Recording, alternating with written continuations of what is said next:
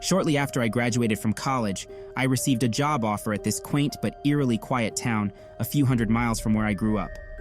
Not knowing anyone, I decided to plunge myself into the dating scene via the Tinder app. That's where I connected with Rebecca, an intriguing woman more than a few years older than myself. The prospect of meeting someone with a bit more life experience was both exciting and unnerving.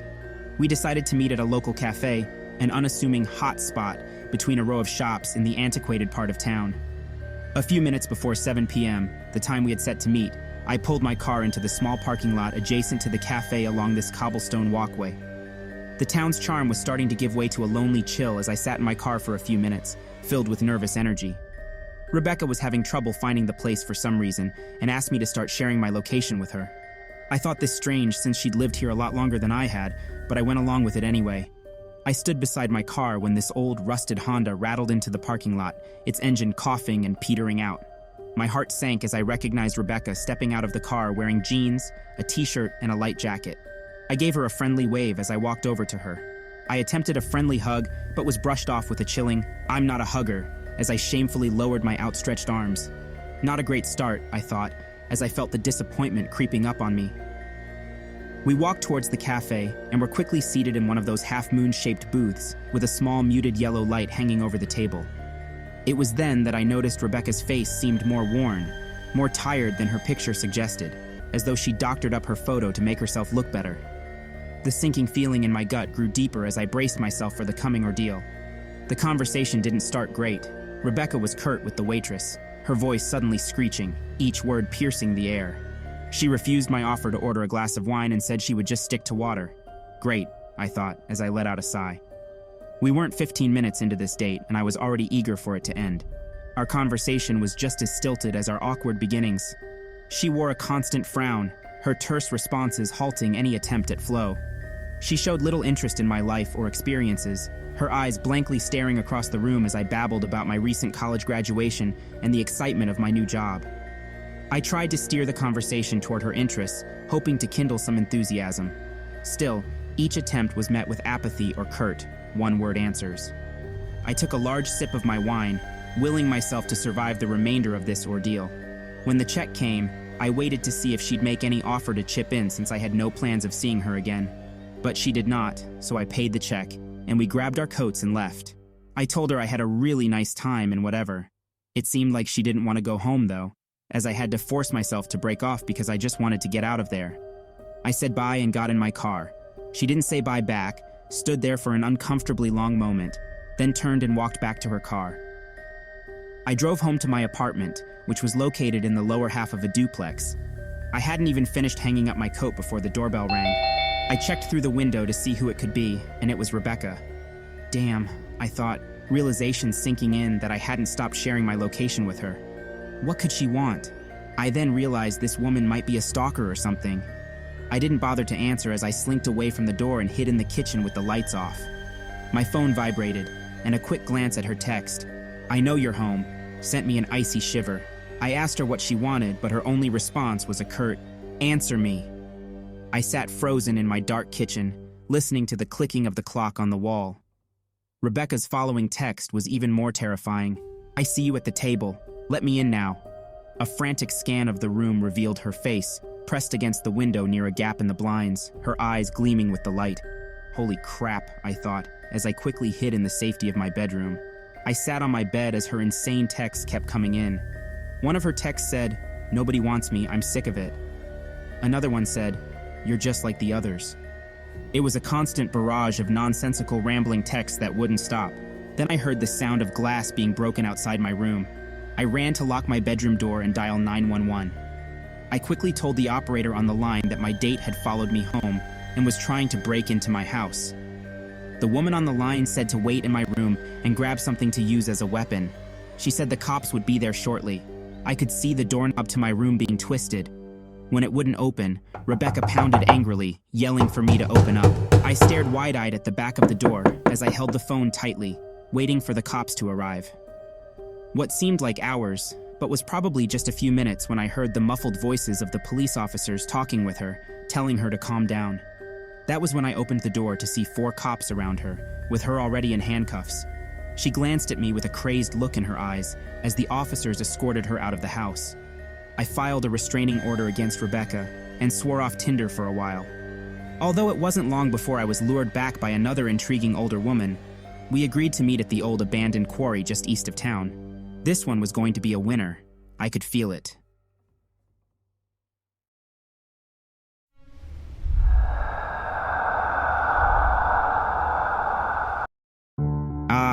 Sophomore year of college, a time of exploration, freedom, and the occasional reckless decision. Tinder was my playground, a digital landscape of swipes and matches. The first 2 girls I met? Forgettable. No chemistry, no spark, no second date. But the third?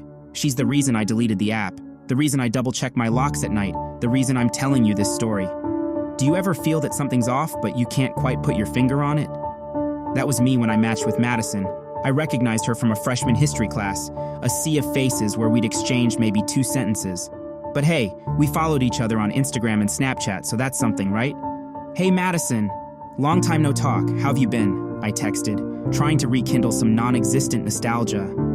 After a bit of back and forth, talking about freshman year, that history class, and how funny it was, we never ran into each other. I asked if she'd want to meet somewhere for drinks or food, but she said she'd be down to hang out at my place if that's cool.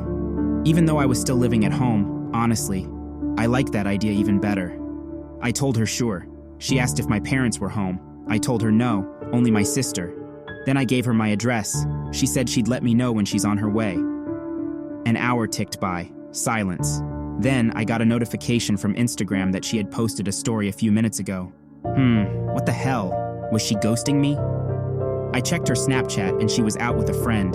Confused and slightly annoyed, I messaged her, "Are you still coming over?" Her reply sent a shiver down my spine. "What are you talking about?" I recounted our conversation and she said, "I'm not on Tinder. Send me the profile." I did, and she confirmed my worst fear. It was a catfish, but that wasn't what terrified me. What I was most worried about was I had given out my address to some stranger who now knew my house was nearly empty. Have you ever locked your doors but still feel like a sitting duck? That was me for the next few hours. Every creak of the floorboards and rustle of the wind against the window felt like a prelude to something terrible. But as the night wore on, I started to relax.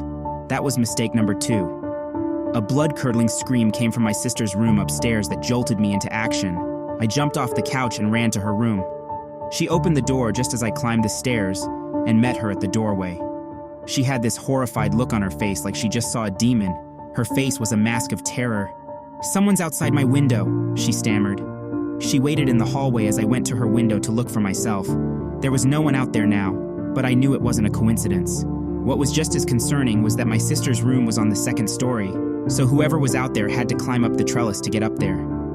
Too ashamed to admit my role in this horror show, I told her it was probably a peeping Tom, and I'm sure her screams scared him off. "Sleep in my room if you're scared," I suggested.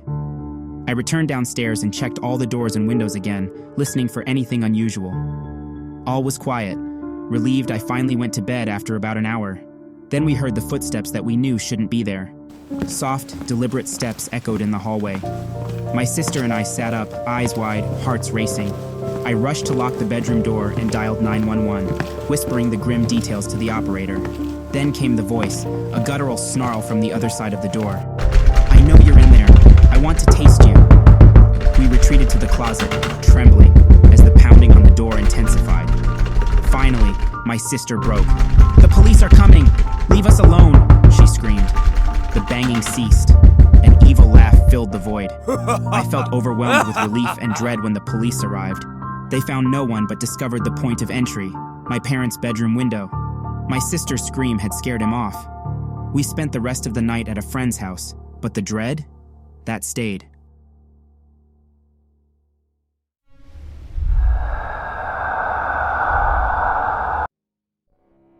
Before I started dating my current boyfriend, I played around on the Tinder app to meet a few guys. It was a Saturday night, and I had plans to meet this new dude at this local bar just down the road from my place. Back then, I was living with my parents, my goofball kid brother Alex, and my older sister Kristen, who was practically my best friend. I strolled into the bar just shy of 9, the time we'd set to meet. The joint was dimly lit, half full, and the DJ was a bit heavy-handed with the volume knob. I took my place at the bar, shot my date a quick text of my location, and waited. I was barely there for a hot minute when this creep plants himself next to me at the bar, offering to buy me a drink. He was way older, and the stench wafting off him was something fierce. Plus, he had nasty breath and a dodgy front tooth. I politely declined his offer and gave him the heads up that I was on a date. Most guys would have taken the hint, right? Not this one. He was like a bad penny that just kept turning up. He stuck around, insisting on buying me a drink while I waited for my date. I told him to scram, a bit more forcefully this time. The old dude finally got up, sauntered over to a nearby booth, and parked himself there. I could feel his beady eyes on me, but didn't dare meet his gaze. Didn't want him to misread it as an invite. I shot my date another text, telling him to get his ass in gear. Radio silence. Tried again after a bit, asking him where he was. Finally got a response. Running late, get a drink or two without me. Brilliant, huh? First date, and I was playing second fiddle to whatever was holding him up. To top it off, the stinky guy was back, acting all offended that I was still alone. I was getting livid by then, so I told him in no uncertain terms to get lost.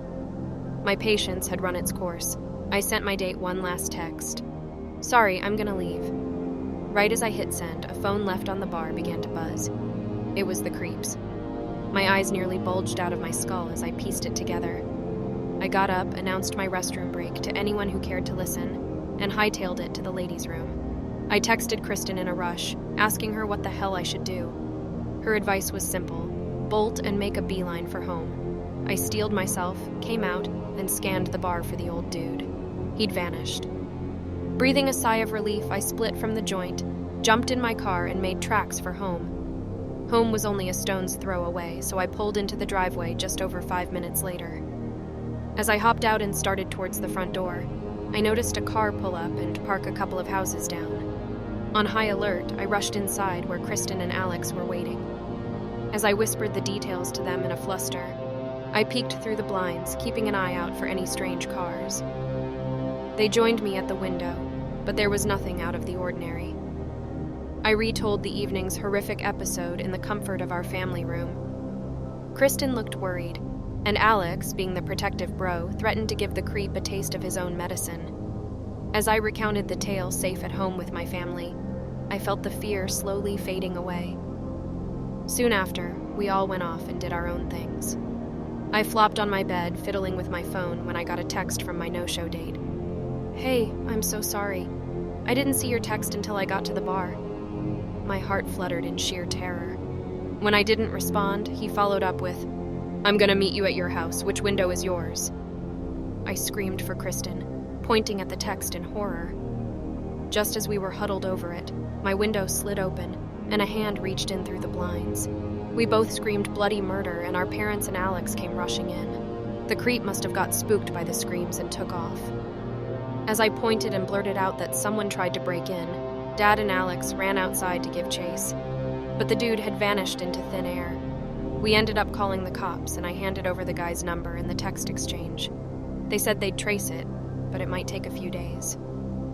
A week later, the cops said the number led to a bogus account via some app, and they couldn't trace it back to a particular user. Great, I thought. Weeks passed. We heard nothing more from the police. I blocked that number and swore off Tinder. The memory of that night faded with time, until about 6 months later when a text from an unknown number stopped me dead in my tracks. Sorry I missed our first date. Can we try again?